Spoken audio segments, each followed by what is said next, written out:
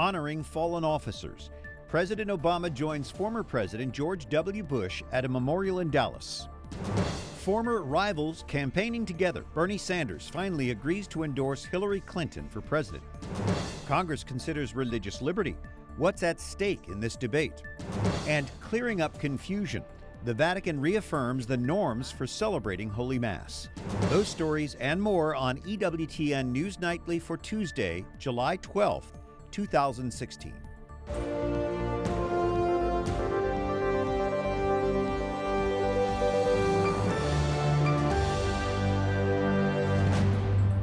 Good evening. Thank you for joining us. I'm Brian Patrick. The president, vice president, and a former president attend an emotional prayer service in Dallas today.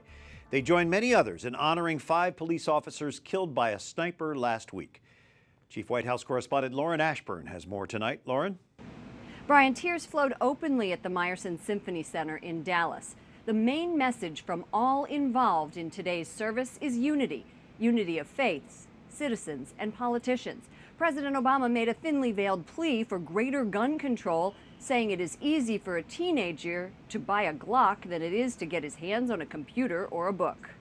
Hallelujah to the King of Kings.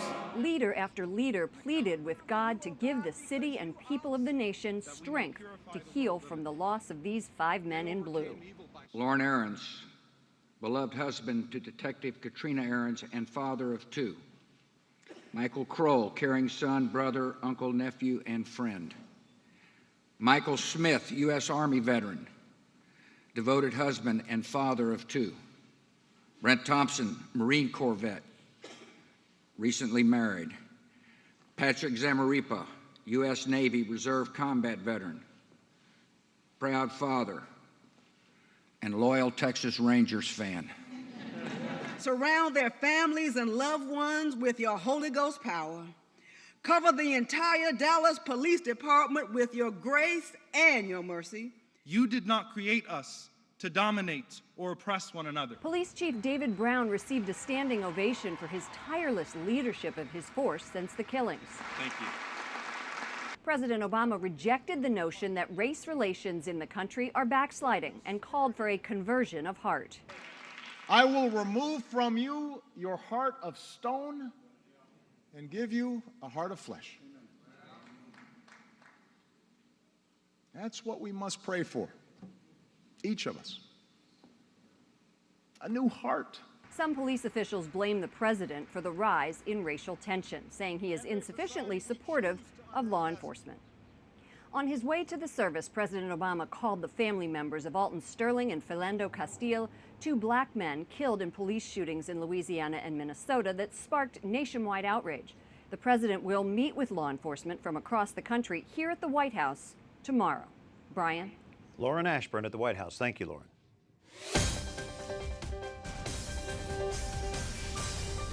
Bernie Sanders finally endorses Hillary Clinton today, calling for party unity ahead of the Democratic National Convention. Jason Calvi with us, saying the former rivals still disagree on some issues, but see eye to eye on things like abortion. And Sanders did attract millions of voters across the country, with the young and independents packing into his rallies, feeling the burn. Sanders told them the system is rigged and called for a political revolution. But today in New Hampshire, the Democratic outsider got behind the woman he once slammed. Sanders and Clinton again share a stage, but this time as allies, not rivals. Secretary Clinton has won the Democratic nominating process. Sanders says it's no secret he and Clinton disagree on a number of issues, but he calls the Democratic platform, finished this weekend, the most progressive in history. Our job now is to see that platform implemented by a democratically controlled Senate, a democratically controlled House, and a Hillary Clinton presidency. The Democratic platform includes many of his proposals, including a 15-hour minimum wage, tougher restrictions on Wall Street, and an end to the death penalty. It also calls for the end of the Hyde Amendment, which bans taxpayer funds for abortion. Both Sanders and Clinton support abortion. This election is about who will appoint new justices on the Supreme Court, who will defend a woman's right to choose. And today, Clinton made a pitch to the 13 million Sanders supporters, many of them young. We're going to make it so future students won't have to borrow a dime to attend public colleges or universities. The endorsement today could help bring voters into the Clinton fold as she faces Donald Trump, who wasted no time going after the Vermont senator. The presumptive Republican nominee tweeting, "Sanders totally sold out to crooked Hillary Clinton." And according to a Pew poll, about 9% of Sanders supporters say they'll back Trump. And Clinton is also having trouble with young people. About 26% of young whites have a positive opinion of her, adding that she's not trustworthy. Brian? All right, Jason Calvi, thank you. Attorney General Loretta Lynch defends her decision to close the Clinton email investigation with no criminal charges. Lynch testifying today before the House Judiciary Committee. I would presume that before you acted, you would look at his conclusions and determine whether you agreed with them or not. As I've indicated, I received a briefing from the team, which included not just the prosecutors, but the agents and Director Comey. Their unanimous recommendation was that the matter be resolved in the way in which we've announced, and I accepted that recommendation. Lynch claims there is no reason to reject the FBI's recommendation. Republican Bob Goodlatte accuses her of failing to uphold her constitutionally sworn oath. He wants a Justice Department investigation into whether Clinton lied to Congress about her handling of classified email. Speculation grows tonight over Donald Trump's vice presidential pick. Indiana Governor Mike Pence, considered a favorite, is campaigning with Trump this evening. House Speaker Paul Ryan, the 2012 GOP vice presidential nominee, says he likes Pence. I'm just as anxious as the rest of you are on who the VP pick is. I'm familiar with this process. I have the highest regard for Mike. He's a personal friend of ours and mine. But I'm just as anxious as you are, and I'm just going to withhold any comment until the presumptive nominee makes his choice. Trump is also considering several others, including Newt Gingrich, and is expected to announce his decision this week. Other stories our EWTN News Nightly team is covering in today's world. Police have identified the man accused of killing 2 court bailiffs in St. Joseph, Michigan. They now say Larry Gordon was handcuffed but managed to grab a gun from a deputy escorting him to court. He wounded the deputy, shot and killed 2 bailiffs, and injured a civilian woman before he was shot and killed by police. Gordon was in Berrien County Court on charges of criminal sexual conduct, assault with a dangerous weapon, and kidnapping. A federal appeals court orders the state of Utah to restore funding to Planned Parenthood. The court says the governor's order to defund the abortion provider violates the U.S. Constitution. Governor Gary Herbert cut off the funding for STD and sex education programs last fall. That action taken after undercover videos revealed Planned Parenthood likely sells aborted baby body parts for research. Religious liberty takes center stage on Capitol Hill today. Congress debates a bill protecting Americans from government discrimination based on their religious beliefs. Wyatt Goolsby joins us from the Capitol with more. Wyatt? Brian, House Republicans and Democrats strongly disagree over this proposed bill. The bill is called the First Amendment Defense Act, or FADA. Supporters say that it would protect individuals' religious beliefs regarding marriage, but opponents say it would only allow for discrimination. I'm not making this up. I'm reading your bill. So don't tell me it's not there. Former Democratic Congressman Barney Frank digging into the First Amendment Defense Act during a House hearing this morning. Frank joined 7 other panelists in what seemed at times a fierce debate. The bill is in response to the Supreme Court's decision in June of last year to allow same-sex couples to get a marriage license. Since then, many religious groups have been concerned they may lose their tax-exempt status if they don't agree with the government's redefinition of marriage. Congressman Raul Labrador wrote the Religious Freedom Bill. We're making sure that the government does not come out after those people and take away their right to believe as they believe. Former Atlanta Fire Chief Kelvin Cochran hopes the bill will prevent the kind of discrimination he faced. Cochran was fired in 2014 after city officials found out he wrote a Christian devotional book affirming marriage as between one man and one woman. I think it's really a giant step backwards in America that a person can actually be terminated by expressing their biblical beliefs, specifically as it relates to marriage. Several Democrats say they disagree with Cochran's firing, but say this bill doesn't solve the problem. Jim Obergfell, the lead plaintiff in last year's Supreme Court decision, speaks out against the bill. It would allow so many other things to happen, all under the guise of religious freedom, and that is taking money that we have paid as taxpayers to these organizations that have received federal funding and allowing them to discriminate against our community. But the Alliance Defending Freedom says it's not about discrimination. These hypotheticals and scare tactics of saying, well, this could allow someone to deny Social Security or deny a visa, that is not true under the legislation. Wagner says this bill is critical because there are numerous legal battles going on right now between churches, groups, and individuals battling who disagree with the redefinition of marriage. Brian? Wyatt Goolsby at the Capitol, thank you. The House votes tomorrow on another religious liberty bill, the Conscience Protection Act. Marjorie Dannenfelser, president of the Susan B. Anthony List, joins us to discuss that. What would this bill do, and is it likely to pass, Marjorie? Well, first, you know, the conscience right is at the core of what it means to be an American. And really, as that goes, so goes this country. And right now, California is using its power to suppress that right. So this bill would protect individuals, healthcare providers of all stripes against having to perform an abortion. And this is not theoretical. It's actually occurred across the country.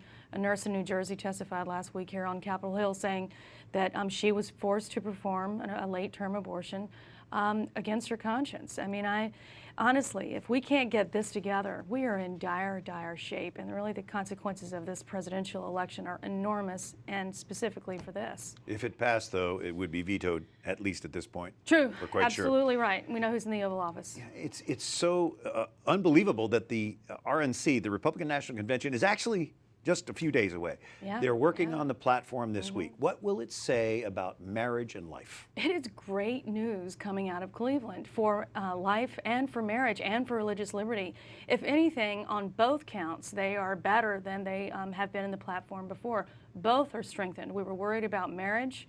It is, if anything, it's the same or perhaps even stronger. On life, we've added quite a number of amendments that really matter a lot, specifically the issue of using baby body parts to sell them and use them and dissect them. It mentions all the things that are relevant. It's really a great moment, and we should be celebrating that. And what's the latest on the congressional investigation into Planned Parenthood based on that undercover investigation? Well, tomorrow is the anniversary of the release of the initial videos, and along with that will be delivered a report from the Select Committee that will report on their findings so far. This is 6 months since they began, and they have uncovered some significant evidence that truly the babies are being treated as commodities and trafficked.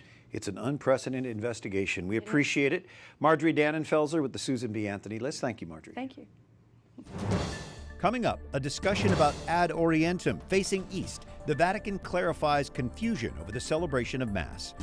And Together 2016, how Pope Francis is involved in this upcoming prayer event.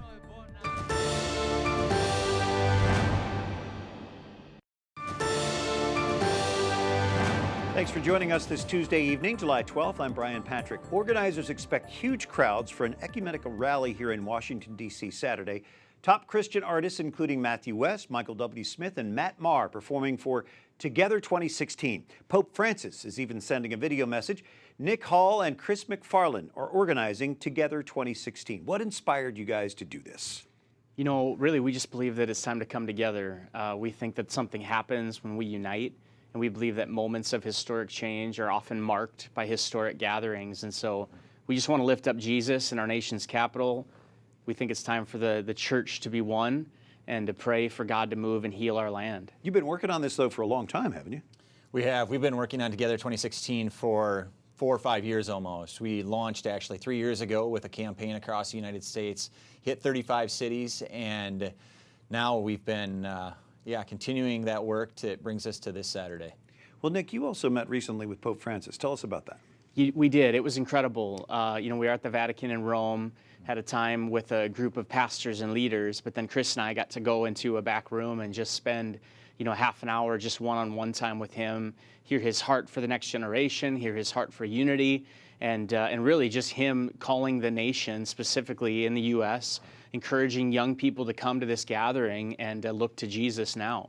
So he will have a video message that he'll share with the crowds. What specifically does he say there? Yeah, so we were so honored to get a video from Pope Francis, obviously. I mean, how do you get that? How does that happen? Not too many people do. Yeah, he really, he shares in his message about just kind of the restlessness that exists in our culture. And in fact, we've been so excited about the video that it's even actually, people can watch it already. We're like, we have to let people see this so they can know, because he holds up the t-shirt, says, come to the event, and says, Jesus is the answer for your restlessness. And so it really is a huge, I think, just message for this generation. And also just really matches what I think it was Augustine said, right? We find no rest until we find our rest. St. Augustine. In thee, yeah. Yeah. So he is a champion for ecumenism, bringing Christians together. Do you think this rally will help with that? We do think it will help. We believe that this is a moment for everyone to stand together as one. We believe that unity is so significant, and ultimately that the body of Christ can focus directly to Jesus. And so we have seen churches come together across denominational lines to say we unify and can unite around the message of Jesus. So in light of everything that's been going on in the news, it would seem that this kind of a gathering really gains special importance. Yeah, it's a crazy time, right? Division everywhere, politically, racially, economically, everywhere you look. And I think that really we need divine intervention. And so that's what this weekend's really all about, is especially for those of us with faith, instead of us acting and thinking like everybody else, I think to remember where our hope is found and that our help comes from the Lord. And so this Saturday, to stand in our nation's capital, right on the National Mall, in the place that was set aside by our founding fathers, and just to pray as a generation and to pray for God to move, I think we need it, and the time is now. Good work, gentlemen. Chris McFarland, Nick Hall, we appreciate both of you. Thank you so much. Thank you. And China rejects a ruling from an international tribunal invalidating its claim over the South China Sea. That ruling is considered a victory for the Philippines, which argued China was infringing on its territory. The international dispute heightened tensions between China and the U.S., which has sent more troops to that area. The U.S. State Department praises today's ruling. Pope Francis sends condolences after two commuter trains collide head-on in southern Italy. At least 22 people died, scores more are injured. It happened in the region of Puglia around midday in scorching heat. A survivor describes the moment the trains slammed into each other in an olive grove. This woman, 8 months pregnant, says she was thrown forward. She later saw her mother on the ground and her father and sister bleeding. Officials say the final toll won't be known until that wreckage is actually pulled apart. The Vatican lends a hand to those providing medical care for migrants living in a makeshift camp in a Rome neighborhood. It's lending the Vatican ambulance to a charity group that serves the refugees. Volunteer doctors treated about 80 migrants on Monday. They live in a camp made up of tents and mattresses, most waiting for their asylum claims to be processed. The doctors say they treat refugees for scabies and lice infestation. The migrants say life in the camp is hard and they are grateful for the help. The life is very, very bad. It's not be easy for a man to sleep along the streets. Thank God to the people in Rome that accept us. This area of Rome has been a camping site for migrants since last year. And the Vatican clarifies the rules for Eucharistic celebration following comments from the Vatican's liturgical leader, Cardinal Robert Sarah. Our Rome producer, Mary Shovlain, joining us now from the Eternal City. And Mary, what did Cardinal Sarah say to prompt this clarification from the Vatican? Cardinal Sarah, speaking at this conference on the liturgy in England last week, said he called for a return to celebrating the Mass where the priest and the congregation both face the east, the ad orientem. And so a lot of people considered that as a new Vatican rule coming down the pike. A lot of the faithful confused, and even some priests around the world saying, is this a new rule? Is this new legislation? So I think it raised some eyebrows and had people asking questions. So on Monday, we get a statement, a communique from the Vatican that clarifies this misinterpretation. I believe that's the word they used. How? Father Lombardi issued this statement on Monday following Pope Francis's meeting with Cardinal Sarah in person this past Saturday. And basically, the communique says we understand Cardinal Sarah's great love for the liturgy and that he was misinterpreted. He's not calling for new norms in the liturgy, new directives that will go into place. What we have already in church law as regards to liturgy, that will remain. So does this mean that priests are not to celebrate Mass ad orientem? Priests have always been able to celebrate the Mass ad orientem. Now that's called the extraordinary form, as some of our viewers may know. What's the ordinary form? The Masses that go into most parishes, churches throughout the world, where the priest faces the congregation. Both forms exist, and both are endorsed by the Vatican and can freely be celebrated. All right, Mary Shovlain, thank you for clearing that up. Mary joining us from Rome. Thank you. Thank you. Up next, Catholics Come Home launching a new campaign reaching out to young adults. And interstellar surprise, why they call this the Frankenstein galaxy.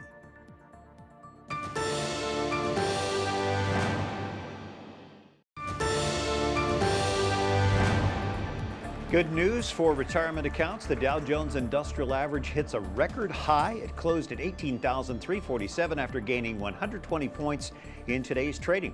Thanks for joining us this Tuesday evening. I'm Brian Patrick. A new campaign targets millennial Catholics, inviting them back to church. Even though I'm kind of comfortable, I sometimes wonder, is there something more? Could God in church be what you're looking for? Come and see at CatholicsComeHome.com. Tom Peterson, founder and president of Catholics Come Home, joining us by Skype from Atlanta. Tom, your background is in corporate advertising. What's your strategy to reach millennial Catholics? Millennials want authenticity. They want to be heard, and they want the message coming to them in a relevant way that they understand. That's our strategy, reaching out with love to these hearts of young people who are so often far away from the church. We want these young souls in the church for their sake, but what are the unique gifts that they actually bring to the church that we need as church? They bring energy, they bring enthusiasm, they want to do good things in the world. Sometimes they get off base. We need to help them know that the thing that they're missing in their life is Christ. St. Augustine says it best, our hearts are restless until they rest in God. So it's one thing to get a millennial to click on a website and watch a 30-second spot. What does it take to get them from there to walk through the doors of a church? We have to engage them emotionally first. The sensory appeal of the ads and of the website, CatholicsComeHome.com, where these messages are prevalent and where we can answer their questions, is the first step. Secondly, we need to pray that the Holy Spirit totally comes into their hearts. And third, we have to engage them logically once we've appealed to them emotionally and through the intercession of the Holy Spirit. Tom, I'm blessed that my parish is vibrant. When somebody comes through that door for the first time, they are going to find a vibrant community where young and more mature people like me are actively involved in their parish. Isn't it important for parishes to be ready to receive these people? Absolutely. Who doesn't want to feel welcomed when they come home to their local parish? And also, millennials want to have different activities and different groups of people their age that they can relate to. So that's why we're working with others in the Archdiocese of Cincinnati on a test campaign with Paradisus Day, with other apostolates like Alpha and many others, so that these millennials feel very welcome when they come home to their local parish. So is this something that you might see growing around the country if the pilot works there in Cincinnati? Absolutely. It's so needed, and we're trying to work all the details out so that we can communicate in the most effective way to the millennial age group, 18 to 34-year-olds, our children and our grandchildren, so that we can then take this from the Dayton test market and expand it throughout the U.S. and hopefully beyond those borders as well. Of course, the Dayton area is a part of the Archdiocese of Cincinnati. Tom Peterson, Catholics Come Home. Thanks for joining us, Tom. God bless you. And you too. Scientists find a strange giant galaxy a mere 250 million light years from Earth. They call it a Frankenstein galaxy because they believe it may combine parts of other galaxies. A new study to be published in the Astrophysical Journal details UGC 1382, its scientific name. The galaxy appears green because astronomers use a low-density hydrogen gas to help determine its size. They say it's more than 7 times wider than the Milky Way. It takes a big god to make a big galaxy like that. For the EWTN News Nightly team, I'm Brian Patrick. Good night. God bless you.